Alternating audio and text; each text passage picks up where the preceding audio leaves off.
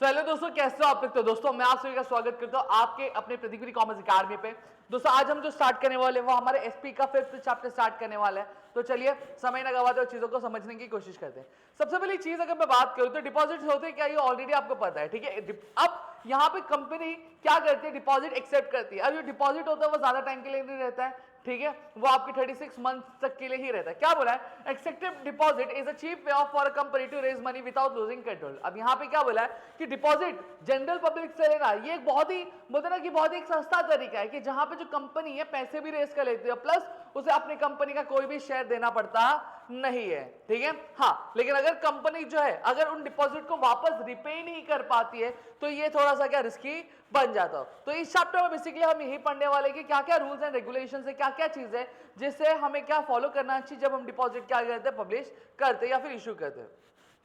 All the जो भी companies क्या करती है, डिपॉजिट एक्सेप्ट करती है, उनको आपकी कंपनीज एक्ट 2013 के सारे रूल जो है फॉलो करने पड़ते हैं। साथ ही साथ जो companies acceptance of deposit rule 2014 है वो भी, और आरबीआई के इंस्ट्रक्शंस भी फॉलो करते हैं। सिर्फ किन्हें नहीं फॉलो करना पड़ता है, बैंकिंग कंपनीज को, नॉन बैंकिंग फाइनेंस कंपनीज को, हाउसिंग फाइनेंस कंपनीज को, और बाकी कोई भी कंपनी जो कि सेंट्रल गवर्नमेंट का स्पेसिफाई करती है।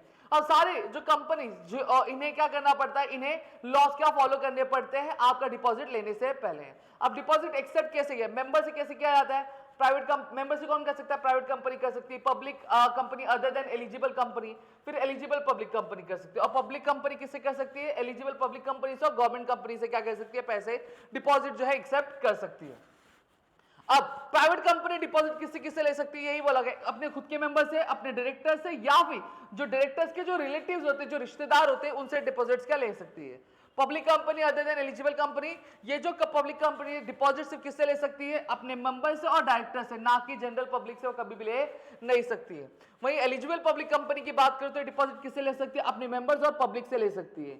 और एक एलिजिबल पब्लिक कंपनी है, उसका जो नेटवर्क कम से कम कितना होना चाहिए, 100 करोड़ होना चाहिए, या फिर उसका जो टर्नओवर होना चाहिए वो कितना होना चाहिए, वो कम से कम 500 करोड़ का होना चाहिए, तभी वो डिपॉजिट एक्सेप्ट कर सकती है, वरना डिपॉजिट एक्सेप्ट कर नहीं सकती है। समझ में आ गया। और डिपॉजिट एक्सेप्ट करते टाइम सबसे पहले उनको एक स्पेशल अप्रूवल लेना पड़ता है, किससे, शेयर होल्डर से, ठीक है। अब terms and condition for the acceptance of deposit, अब क्या टर्म्स एंड कंडीशंस है डिपॉजिट एक्सेप्ट करने के लिए, वो चीज हम लोग यहाँ पे देखने वाले हैं। सबसे पहली चीज क्या आता है, प्राइवेट कंपनी।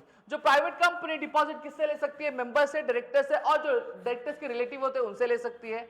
अब जो टोटल डिपॉजिट है वो कितना होना चाहिए, जितना भी शेयर कैपिटल होगा जो, और जितना भी रिजर्व होगा हमारे पास, क्या रिजर्व रखेंगे उसका 100% से ज्यादा नहीं ले सकती। जैसे शेयर कैपिटल और रिजर्व मिला के 100 करोड़ है, तो डिपॉजिट कितना, 100 करोड़ तक का ही रेस कर सकती है, 200 करोड़ का रेस नहीं कर सकती, ठीक है। कुछ जो स्पेशल प्राइवेट कंपनीज होती है जो कि लॉ में मेंशन होती है वो 100% से ज्यादा भी ले सकती है। हाँ, कुछ ऐसी कंपनियां जो बहुत ही स्पेशल होती है, कुछ प्राइवेट कंपनी जो लॉ में मेंशन होती है कि ये कंपनी कर सकती है, तो वो कंपनियां 100% से ज्यादा, जैसे 100 करोड़ का उनका शेयर कैपिटल और फ्री रिजर्व मिला के है, तो वो 200 करोड़ 300 करोड़ तक का रेस कर सकती है।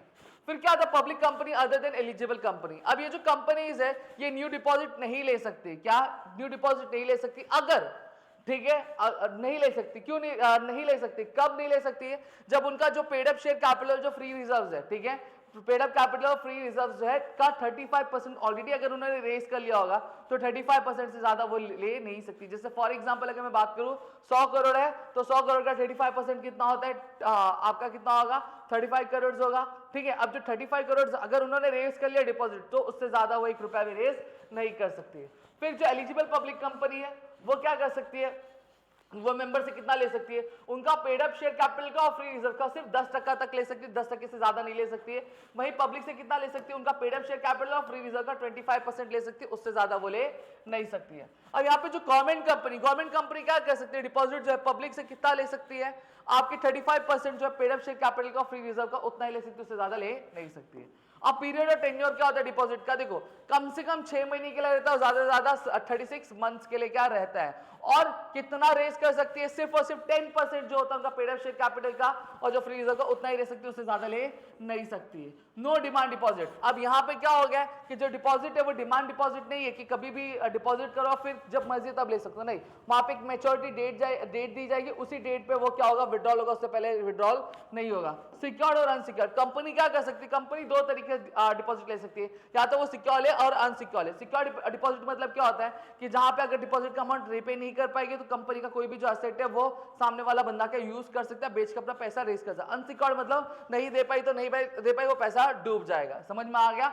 और जो सिक्योर डिपॉजिट है, जैसे डिपॉजिट इशू होता है उसके 30 दिन के अंदर अंदर कंपनी को क्या सिक्योरिटी का क्रिएट करनी पड़ेगी। एप्लीकेशन फॉर्म, कंपनी को क्या देना पड़ता है, एक फॉर्म देना पड़ता है जहां पे जो डिपॉजिटर है वो डिक्लेयर करता है कि कोई भी मनी जो है बोरो नहीं किया, उसने बोरो करके नहीं दिया है। जॉइंट नेम, जो डिपॉजिट है वो कितने 3 लोग मिलके भी क्या एक डिपॉजिट में क्या डिपॉजिट क्या जमा कर सकते हैं। नॉमिनेशन, डिपॉजिटर क्या कर सकते हैं, नॉमिनेट कर सकते हैं किसी भी बंदे का, आप एज ए नॉमिनी क्या नाम दे सकते हैं। अगर उनकी डेथ हो गई तो उनके डेथ के बाद वो अमाउंट क्या उनको मिल जाएगा।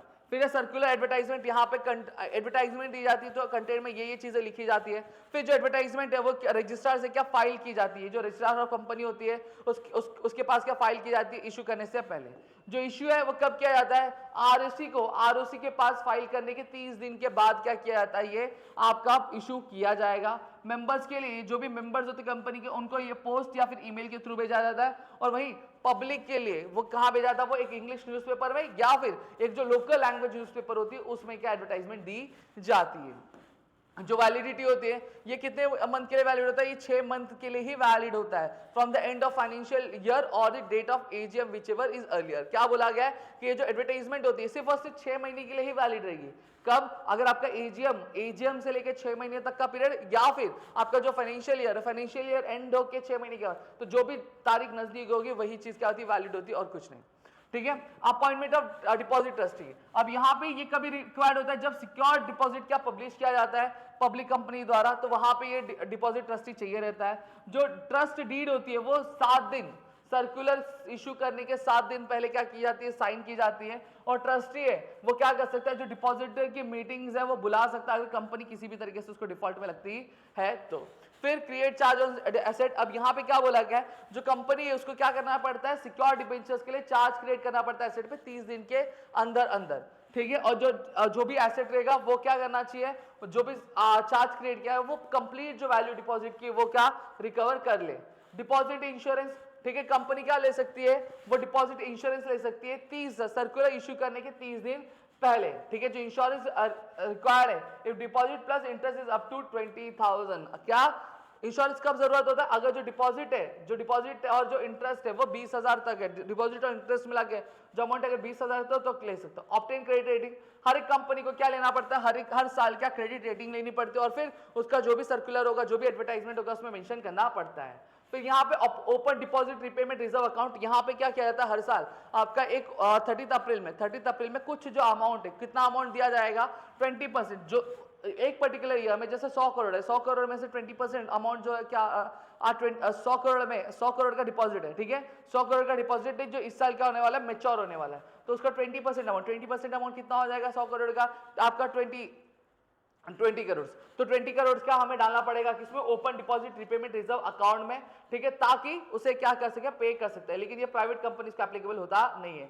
डिपॉजिट रिसिप्ट, जो डिपॉजिट रिसिप्ट है, एक बार डिपॉजिट का पैसा मिल गया तो कंपनियों को 21 दिन के अंदर अंदर क्या जो रिसिप्ट है वो क्या करनी पड़ती है, सामने वाले को देनी पड़ती है।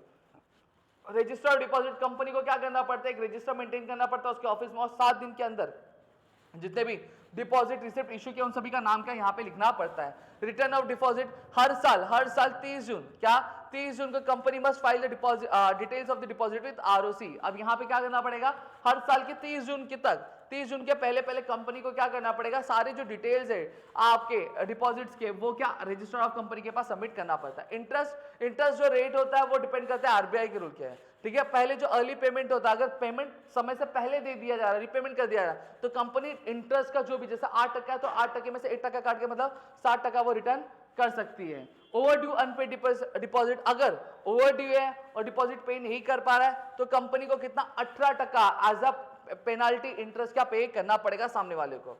Right to alter terms and condition, एक बार डिपॉजिट एक्सेप्ट कर लिया जाता है तो कंपनी के पास कोई भी अधिकार नहीं होता है, वो इसमें किसी भी तरह का चेंजेस कर सकता है। Disclosure in financial statement, company को जो अमाउंट जो डायरेक्टर से लिया गया है, ठीक है, या फिर जो डायरेक्टर्स के रिलेटिव्स है प्राइवेट कंपनी में उनसे लिया गया है, तो वो जो अमाउंट है वो मेंशन करना पड़ता है फाइनेंशियल स्टेटमेंट में।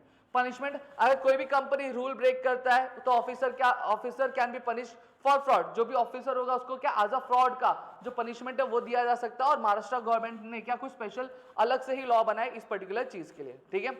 अब चलो फटाफट प्रोसीजर पढ़ लेते हैं एक्सेप्टेंस डिपॉजिट, ठीक है।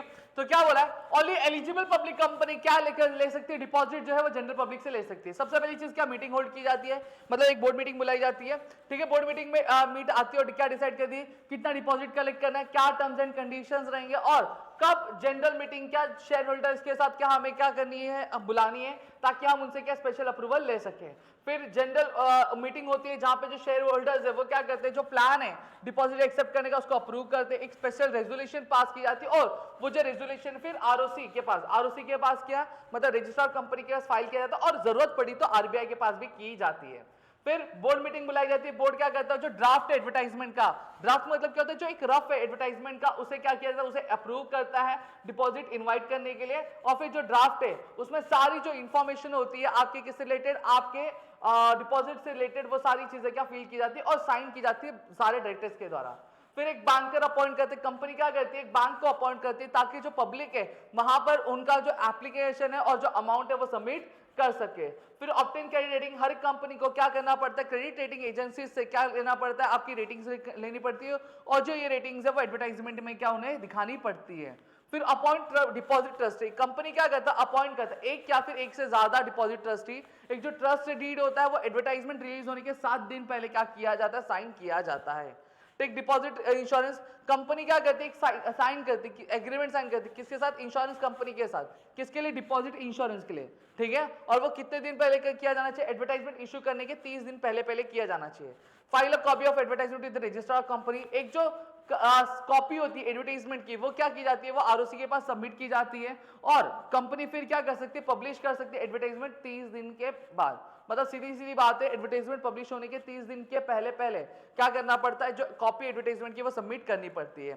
जो एडवर्टाइजमेंट होनी चाहिए पब्लिक को वो एक इंग्लिश न्यूज़पेपर में, और एक वर्नाक्युलर मतलब जो भी लोकल लैंग्वेज होगा, लोकल लैंग्वेज का जो न्यूज़पेपर होगा उसमें हमें क्या देना पड़ता है। और फिर जो एडवर्टाइजमेंट की जो कॉपी है वो हमें कंपनी की जो वेबसाइट होती है वो ऑनलाइन हमें अपलोड करनी पड़ती है। फिर हमें जो एप्लीकेशन फॉर्म है और जो पैसा है, जो बैंकर क्या करता है, कलेक्ट करता है एप्लीकेशन और डिपॉजिट किसके साथ, जनरल पब्लिक के पास से। फिर यहाँ पे क्या करता है, इशू डिपॉजिट रिसिप्ट, कंपनी को एक बार जो डिपॉजिट मिल जाता है तो डिपॉजिट मिलने के 21 दिन के अंदर वो क्या करता है, जितने भी डिपॉजिटर्स होता है उनको डिपॉजिट रिसिप्ट क्या इशू करता है। फिर साथ ही साथ अगर सिक्योर डिपॉजिट अगर इशू हो रही है तो वहां पे जो कंपनी है क्या करता है, चार्ज क्रिएट करता है कि एसेट्स के, और 30 दिन के अंदर क्या वो चीजें कंप्लीट करता है। फिर जितने भी डिपॉजिटर्स होते हैं डिपॉजिट रिसिप्ट इशू करने के 7 दिन के अंदर जो भी कंपनी का सेक्रेटरी रहेगा वो क्या करेगा, जितने भी डिपॉजिटर्स होंगे उनका नाम आपके रजिस्टर ऑफ डिपॉजिट में मेंशन करता है। और फिर वो जो नाम है हर साल की 30 जून के पहले क्या किया जाता है, कंपनी क्या करती है, वो जो रिटर्न की जो डिटेल्स है डिपॉजिट की वो किसको सबमिट करती है, आरओसी को सबमिट करती है। क्लियर हो गया। अब सेम चीज अगर मैं बात करूं तो ये सेम प्रोसीजर किसके लिए फॉलो होता है, जब हम मेंबर से क्या लेते हैं, डिपॉजिट एक्सेप्ट करते हैं, तो सेम तरीके से चीजें क्या फॉलो की, सारे point same as it is है, तो सेम एक्सप्लेनेशन है, समझ में आ गया, ठीक है। तो यहाँ पे मैंने पूरी की पूरी चीज आपको एक्सप्लेन कर दी, होप्स आपको चीजें क्लियर हो गई। स्टिल अगर आपको कोई भी डाउट है तो प्लीज मुझे कमेंट सेक्शन में कमेंट करके जरूर बताएगा। वीडियो अगर अच्छी लगी तो प्लीज वीडियो को लाइक करिएगा, चैनल सब्सक्राइब नहीं किया तो चैनल को सब्सक्राइब करो, अपने दोस्तों शेयर करो, ताकि ऐसे और कई सारे वीडियोस में आपके लेकर सकूं आपके अपने प्रदीप गिरी कॉमर्स अकेडमी। मिलते हैं अगली वीडियो में। जय हिंद दोस्तों।